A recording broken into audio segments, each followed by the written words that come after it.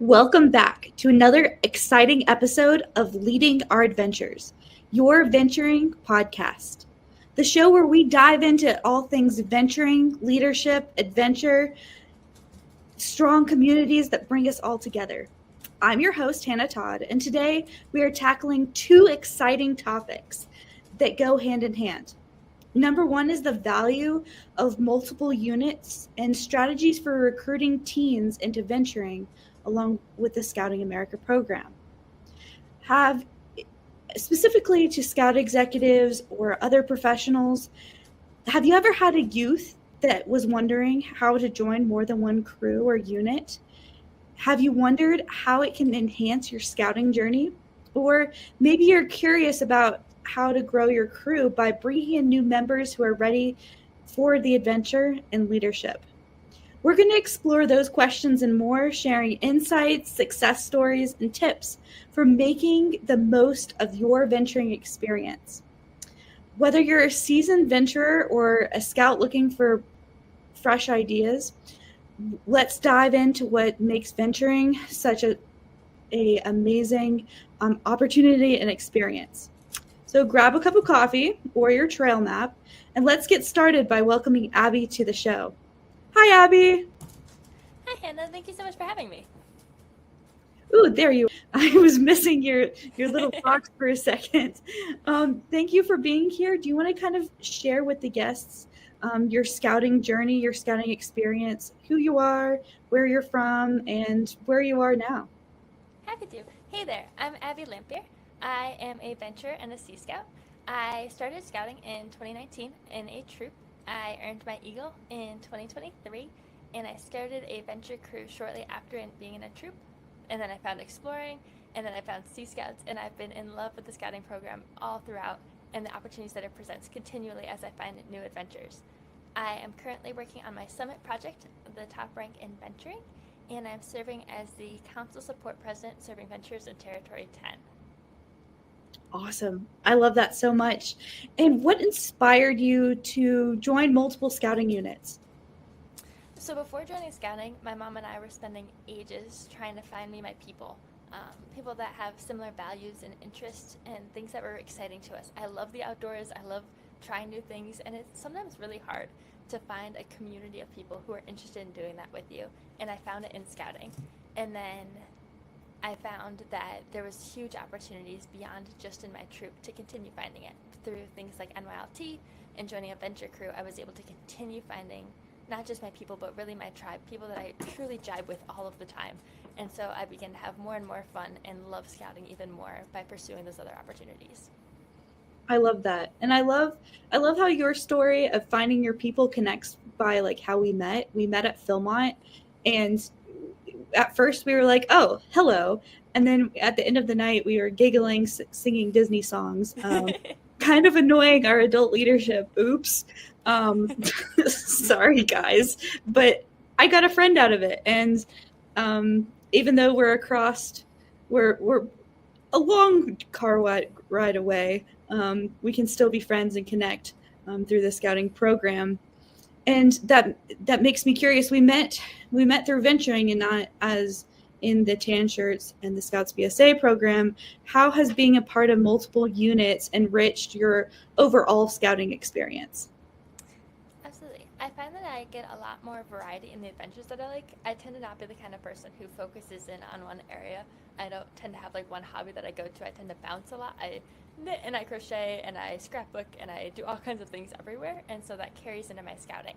And so in my troop, I was able to focus a lot on skills. There's 100 and some odd merit badges that you can focus on welding and blacksmithing and canoeing.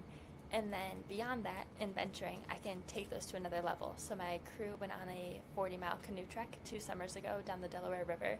And last summer, we went on a 185-mile bike trek down the C&O Canal Path.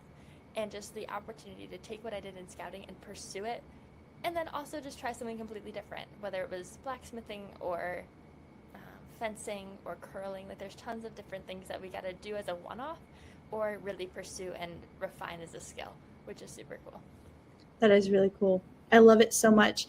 And kind of bouncing off that, You talked about skills. What skills have you gained by participating in multiple units that you may have not otherwise found?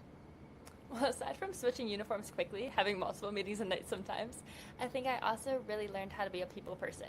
Uh, Going into scouting, I didn't have a ton of friends, and I wasn't really good at maintaining those friendships or communicating in a way that was effective to share my interests and find people with similar interests. And through scouting, whether we were stuck in a pouring rain under a tarp and just having to figure out how we were going to get along and become best friends singing Disney songs, or if we were doing something really successful and just on an absolute high of getting to the summit of a mountain or something, that I found ways to bond with people that made it easier to communicate. And so I became more of a people person because of the opportunities that scouting presents that aren't so conversationally focused.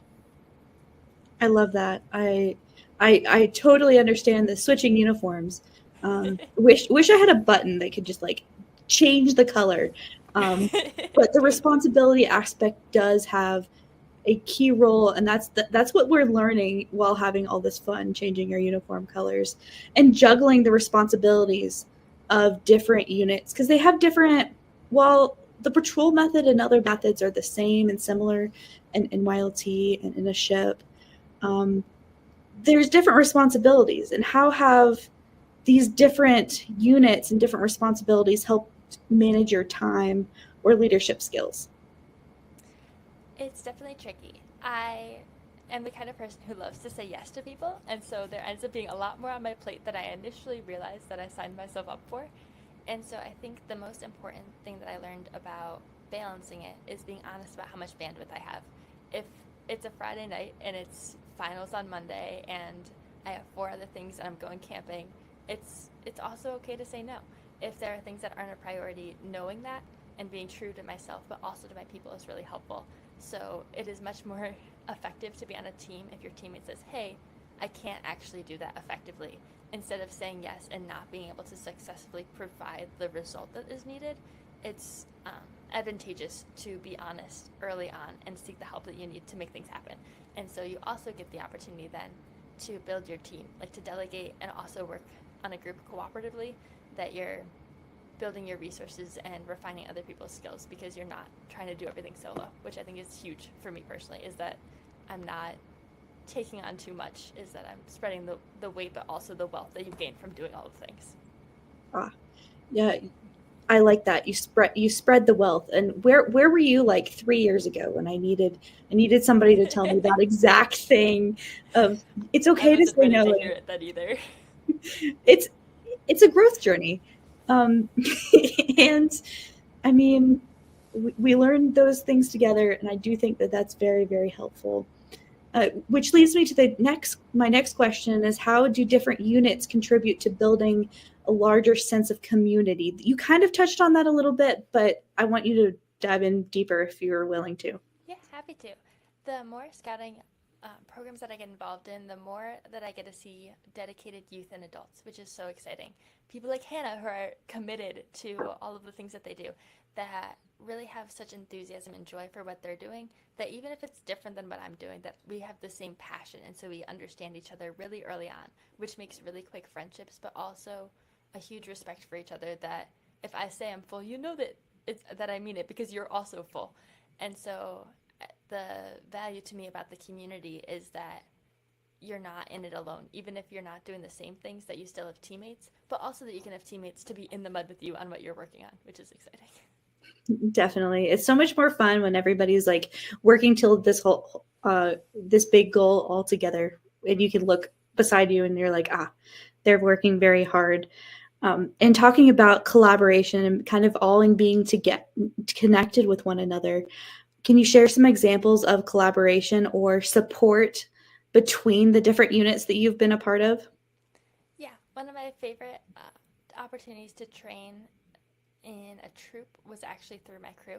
My troop and my crew happened to be camping at the same park one weekend last October, and they had arranged ahead of time that they were going to run Introduction to Leadership Skills for troops for the troop.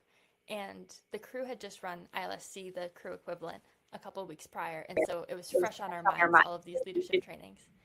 And so we prepped our people to help be guest presenters for Module 2 about the stages of team development. And we had so much fun. So we hiked in to their campsite, introduced ourselves, passed around some candy to kind of build a rapport of like, hey, we're these strangers, but we're cool. And you know a couple of us because a couple are in the troop and in the crew.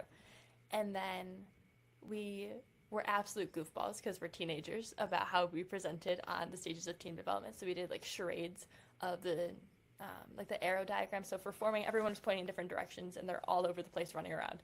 And then storming, there's like the mock boxing going on. And then norming, they're starting to get along a little bit, and performing, they're just really working together and jiving as a team. And so the entire troop is laughing along because there's these silly teenagers who are making fools of themselves. And it's giving them a much more memorable experience of what the stages of team development are. And so it's really fun to see the venturing program get to be mentors to younger scouts, because really venturing is an opportunity to pass on the skills that we learned and push them further. And so not only knowing what the stages of team development are, but being able to teach them and also be able to do it in a fun way. I love it. I'm getting chills. Awesome. I love that so much.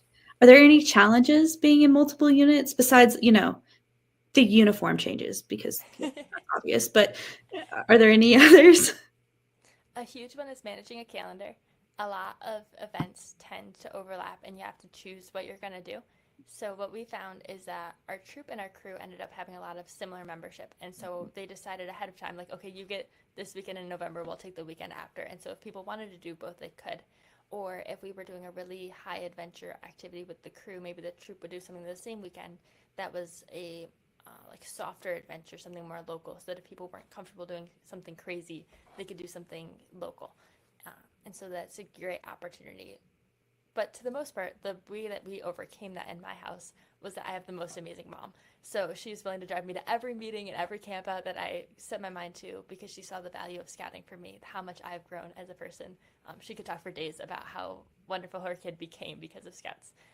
But she took me to every meeting, sold door-to-door popcorn with me for hours and hours, year over year, and just has been the most amazing supporter all of the time. And so I think really the critical part of being successful by being dedicated in scouting is having people around you who are dedicated to help you make it happen, especially when you don't have your driver's license. This is true. Shout out to all the parents and guardians of scouts that drive us to places so we could have this experiences. I love it. I love it. Now, are there any unique opportunities about being in other units? Yeah, I think one of them especially is that the resources overlap in ways that you don't expect. So I joined a ship out of council this past summer, and it turns out that one of the skipper's mates is a Cornell instructor for outdoor activities, and so he has a ton of ice climbing gear that he already purchased and is just living at his house, and he wishes it would be used more, and he wants to go ice climbing. And I have a crew locally that is dying to go ice climbing, but it's really expensive to get the equipment for if you're not sure that you're doing it for more than one weekend. And so being able to be like, hey, you over here and you over there, why don't you just meet each other and we'll go off on this grand adventure that is serving to both sides of that, which is super exciting, that you can connect people who want to be doing something with the people who have the resources to do it, that it's mutually beneficial. I love it. I love it so much. Very, very cool. That's a difference that I wouldn't have been expecting either. Now let's switch gears just a little bit and talk about what advice would you give someone who wants to join more than one scouting unit? Somebody that maybe they're first class in their troop, or maybe they're 14 and are thinking about joining a Scouts BSA unit or a Sea Scout unit. What is your advice? Oftentimes we hear about in scouting programs that you get out of a program what you get into it. And my argument would be that you get 5 times out of it what you put into it. But you have to put something in, right? 0 times 5 is still 0. And so the point is to commit to what you're doing. And so I would challenge people to commit to things that they're interested in. If you don't like the water and aren't interested in changing that, Sea Scouts maybe isn't the right program. But if you are scared of the water but want to figure out like that you can conquer it, join Sea Scouts. Or if you love the water, join Sea Scouts. If you want to go climbing and backpacking and cycling and try all of these crazy things, venturing is totally the program for you. Or if you want to meet like-minded people who play D&D on a regular basis, there's crews for you too. And so it's a matter of finding the people and the programs that you really are enjoying and invested in that you want to commit to, because it's really easy to make time when you want to. It's really hard when you're not so interested. I love it. I think that goes back to finding your people, based on your experience, and it takes the army to work together in order to find your people. And I love that response. How can a venturer balance these responsibilities across multiple units while still enjoying the experience? People often tell me, like, Hannah, are you having fun? And the answer is yes. However, I need somebody else to tell them that. And like, apparently I'm not doing a very good job explaining how. So your turn. You're it. You try. I'll take a lesson from National Leadership Seminar. It's an OA training, and they talk a lot about the golden circle, which is the point is ultimately finding your why, the reason that you do things. So there was a time when I was not so in love with scouting. I had just about finished my Eagle project, and I still had the paperwork left, and I hadn't found the right program for my venturing crew. That I was in this kind of lull of, why am I doing this? Why am I going to all of these meetings? Why am I committing all of this time and doing all of these things? I'm not seeing the benefit. So we took a step back and looked at the why. Well, from taking National Youth Leadership Training NYLT, I grew as a communicator. By going to academy, I grew as a presenter. By going through summer camp, I met all of these friends and I became a lifeguard, which is now a career that I have as a part-time job. And I can see the growth that's happening. And so although in this moment it's tricky, it's worth it. And so I kept pushing through and I kept finding that I love it. And so as long as you pursue the things that you love in scouting, you will continue to love it. And if there are things that you don't love, figure out if there are things that you have to do anyways. There's sometimes a grit mindset that needs to be invoked. And sometimes it's something that you can refocus and change to something else that you want to put your energy into. I love it. I love it a lot. The grit. I haven't heard grit in a while. I actually recently did NLS, so hearing a lot of connections, and you did a really good job of like explaining that. Now, Abby, it's time to go what we in our notes put down as the segment number 2, which would be recruiting teens to scouting and venturing. And everybody has a kind of different perspective on this, and I always like to ask guests if they're willing to talk upon this fact, because everybody has different experiences, different people, and finding their people, and you never know what's going to stick with our listeners. So in your opinion, why is it important to recruit teens to scouting, this different scouting or venturing programs? I would love to share my thoughts. So I think that for me personally, the reason that I enjoy recruiting is because I love the program. And if I'm loving something, I want to share it. Like, oh, I have this really good brownie. Am I going to just keep it for myself? Or would I love for all of my friends to try this chocolate brownie and like, oh my gosh, it is so good. Right. And so if I'm loving venturing, I want to be sharing that. And so we find it really critical in our crew that the program is what makes or breaks our recruitment efforts. If we're really excited that we're going on a bike trek or that we're going to do an escape room, everyone is thrilled and everyone's inviting their friends. If we're not so excited about spending a night in the rain and in the snow, because sometimes New York weather is cold and uncomfortable, we reevaluate if that's something that we're pursuing, because we'll see how much the numbers vary on attendance for something that is exciting and exhilarating or something that's kind of dull or uncomfortable. Venturing a lot is challenged by choice, and so if it's not something that we're interested in being challenged on, then we should choose something different. And then I would also say it goes back to finding your people, finding your community of people that you enjoy doing things with. And so I drag people in from everywhere because I love my venturing crew. And so I'm like, oh, hey, we're having to do a corn maze this weekend, and so I'll text 40 people. And only 10 will say yes, but I texted 40, and so like the 25% success rate is really uncomfortable. If you only ask 4, maybe one says yes, or maybe all of them say no. But if you keep trying, eventually people say yes. And usually the reason they say no is because they're busy, not because they don't want to. And so keep asking, like, oh, they said no this time. Let me try again next month, and try the month after, and try a little bit more in advance so that they can plan around it. And keep pushing until they can say yes, because once they see the program, they're going to love it too, and they're going to make it a priority. And so it's a matter of getting them hooked initially and showing them that they're wanted there. That makes them drawn in. One of my career advisors shared recently that he wants to make sure our venture crew continues to thrive because he sees the value of the program, not for his own son only, but also for all of the youth involved. And so it's so important to him that he's like, this has to be shared with everyone. It is such a great program. Look how you all are growing as leaders, as communicators, as the future of the community. Like, we need this, and so we're going to keep doing it, even if it's not the easiest on the adult side to support. I see. I love it so much. That response makes me so happy and very excited. Maybe we can clip that part and send it to Scout executives and other professional adults, because that really does make a big impact. And if you're watching, that may be something that you want to share with your professionals or your volunteers, because wow, quote book of the week from Abby.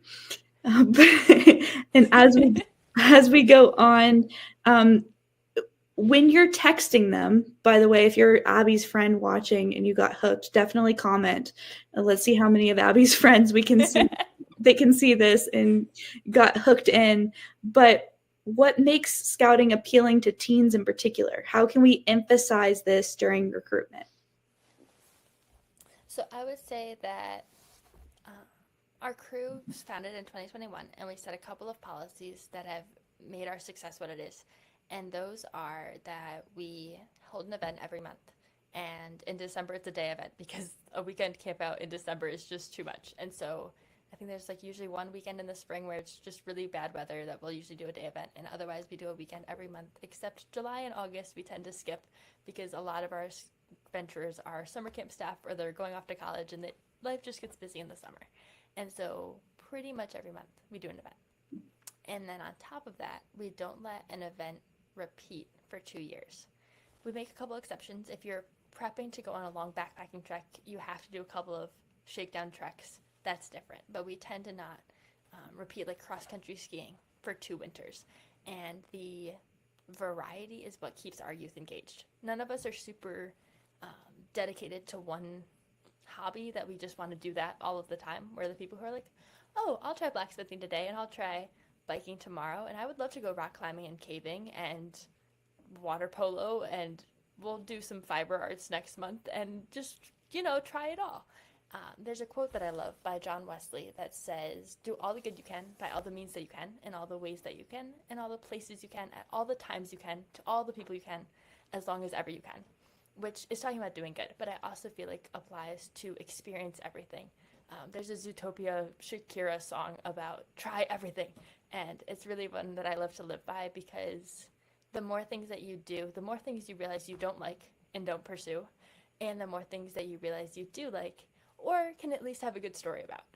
There's some times that things went wrong, and it is so much more fun to talk about the canoe trek where it rained the entire time. So we didn't even sweat because it was cold. So that's awesome. We weren't sweaty and gross. But there's just the things that you bond over and the friends that you make along the way. Right. I'm not the only one who had an unfortunate canoe experience. On a side note, my sleeping bag came apart on a canoe trip one time. That was a lot of fun. And I talk about it all the time.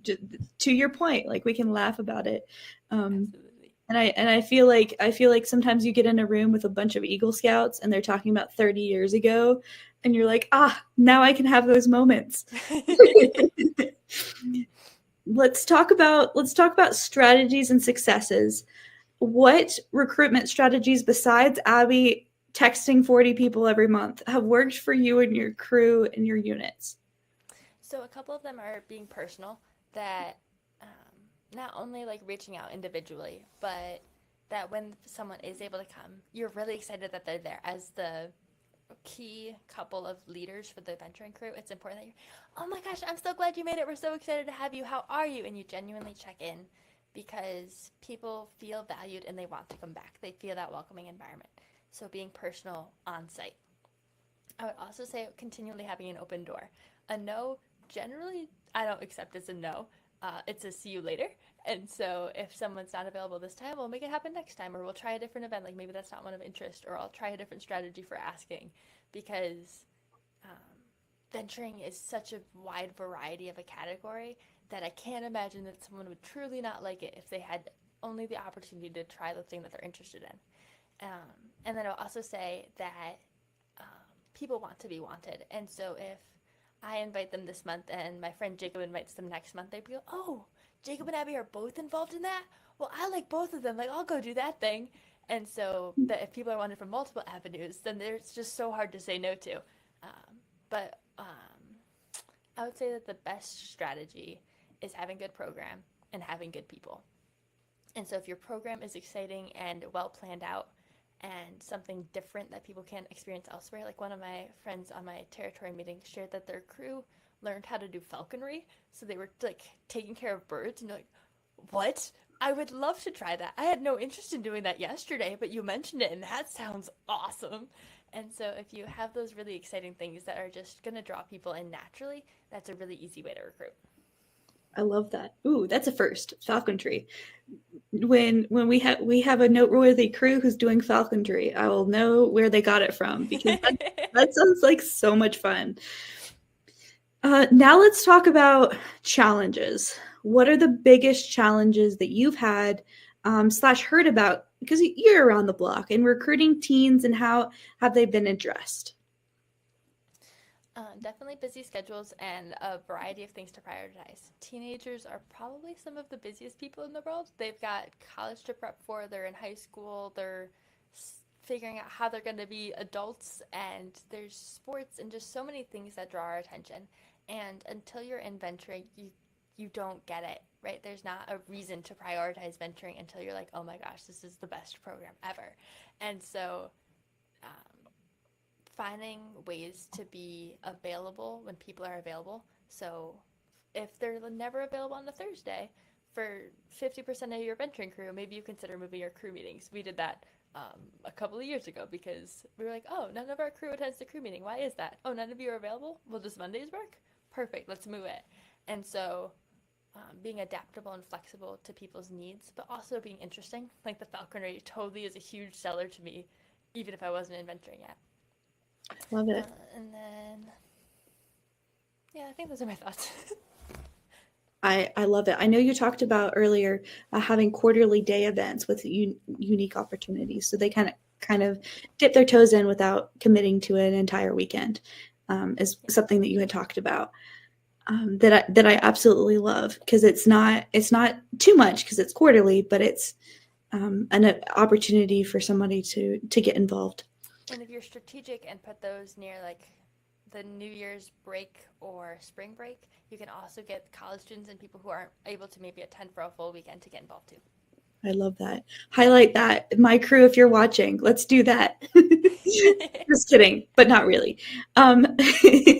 How do you respond to common misconceptions or lack of awareness about venturing among teens? Oftentimes, I think that scouting is generally known about, right? There's a decent representation of scouting in history. And so people are like, oh yeah, that's the thing that you go and do in the woods, and you light a fire and you sleep in a tent and then you go home. Probably you made a hot dog over the campfire. And really selling how much more of a program there is for all programs. Scouts, BSA, Cub Scouts, Venturing, Sea Scouts, they all have so much more to offer than just a campfire and a tent. And so I think for venturing, it's talking about adventure being a medium for experiencing leadership, personal growth, and service. That ALPS model is really a crucial part of our success, but also the things that go beyond just being in the woods. Things like leadership trainings. There's NYLT and NAIL and Leadership Academy that are huge opportunities that are world-class leadership training that you can't get anywhere else. And the character development you experience in scouting is beyond impressive. And so people will ask me, like, what makes you who you are? I'm like, oh, it's scouting. Before scouting, I was not the person that I am. I didn't know who I was yet, but I wasn't a talker. I wasn't a people person, and I definitely wasn't going to tolerate there being any bugs near me. And now, like, bugs are okay, and I can speak in front of a group if I have to, and I have a lot more grit than I used to, and I can pretty much get through any situation because I have a lot more of a head on my shoulders than I did before scouting. And the people who knew me before and after certain parts of scouting, like they all changed me. That can see the value is really exciting to get like their testimony of what they see as a difference. I love it very, very much. Let's talk about diversity and inclusion. What role did diversity play in creating a strong and inviting crew? And when you were involved in your CVOA, and now that you're supporting councils at the territory level, how can crews ensure they're inclusive and welcoming to teens of different backgrounds? So kind of lots of different ways you could take that, but I'm curious to what you have to say. Sounds good. When I was a council president for the VOA, I ran a seminar about diversity and inclusion, and I had a couple of guest speakers who were absolutely phenomenal. One of them is the cub master for the pack that I was a den chief for, and she has deaf parents and deaf kids, and so she's immersed in this community of people with challenges that we don't talk about super often. It's more popular in Rochester, where I'm from, but it's not everywhere. And so the things that were really highlighted in those discussions were being open, being friendly, and knowing that you don't know. And so being open that you're ready to accept people, and honest that you don't know what that looks like. Like, I understand you need an accommodation. I don't know what it is because I've never met you, and you are you, right? And so people generally know what they need if they need something to make things more inclusive and welcoming for themselves.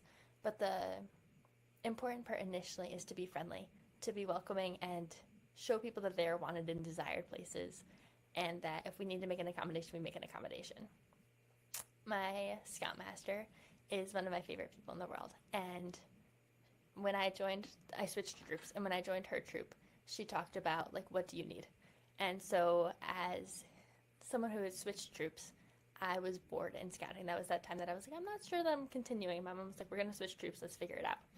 And I sat down and I was like, I don't think there's anything left for me in scouting. And she said, that's crazy. Like, you're about to be an Eagle Scout, but there's, like, nothing else on your scouting resume besides NYLT. And so she pulls me out a list of, like, 300 awards that I could earn. Like, really? I had no idea these things existed. And so I tried snorkeling and scuba diving and the World Conservation Award and tons of things that I hadn't even, like, considered to experience that aren't rank focused. And those carry on in adventuring that not everyone's interested in doing rank, and so you don't have to focus on that.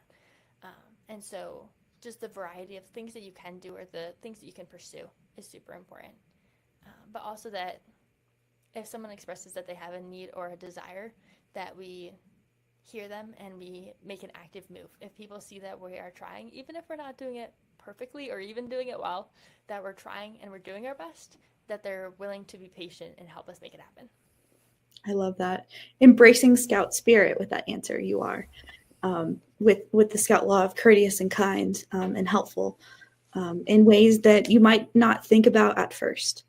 So I appreciate that a lot. And recruitment, in my experience, is just the first step. How do you keep teens engaged once they've joined? This has been a question that any meeting that I'm sitting on, national venturing level and the Order of the Arrow and in different ways. That's a question that has been pondered. What's your take on it? So what I've found is that if you get them on a leadership position that they really enjoy, they pretty much stick. But prior to that, people tend to not be in the loop as much as we assume that they are. Even if you're sending emails and you have them on your communication platform and you're assuming that they're seeing messages, it's pretty much just shouting into a void. It's really the personal connection. And so the crew presidents after me, the past two, have also found that it is the individual texts to all of our crew members about, hey, there's a meeting this week, or there's a camp out in 2 weeks, you should come, is why the people come back, because although the information's out there, they're not going looking for it. There's not the recognition that they are supposed to go look for it, and so they miss the communication and they miss the opportunities, not because they didn't want to, but because they weren't aware. And so the more that we communicate in every platform that's available, the more that people engage because it's accessible to them. And so um, I think it's really just like the figuring out what works for you. So if it's a group chat that all of your ventures are in that they can't help but like see the notification, or if it's individual phone calls because teenagers feel awkward on the phone and so they'll say yes, or whatever it is, to get them to hear the information and want to go is super important. Venturing is all about the people more than it is the program. Our venture crew would be just as happy now, like sitting in the rain, as we would with any of our other activities, because we love the people in it. And so as long as they know, like, oh, someone's going that I know, or it's coming this weekend, they're happy to be there. I love it so much. I'm getting goosebumps again of how exciting that this can be. And I remember being a crew president and sitting, I had a list that I would go down when my crew was rebuilding of, okay, call Katie, call Abby, call Logan, kind of thing.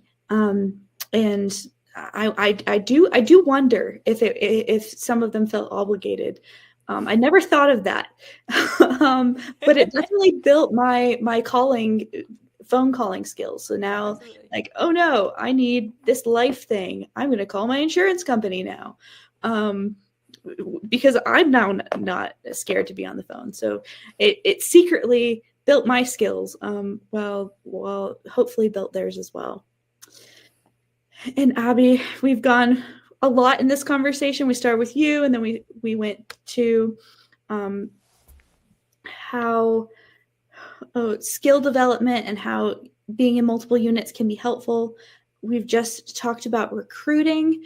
Now let's kind of wind it back down by some personal experience wrap-up questions. What has been your most rewarding moment? And I know there's a lot of them, but if you can pick one, if there is, I don't know, a most rewarding moment in the Scouting America venturing program, or anything you've done with scouting. Yeah, I don't think there can be a single moment. I've been in Scouts for 5 years, and I've loved pretty much every minute of it.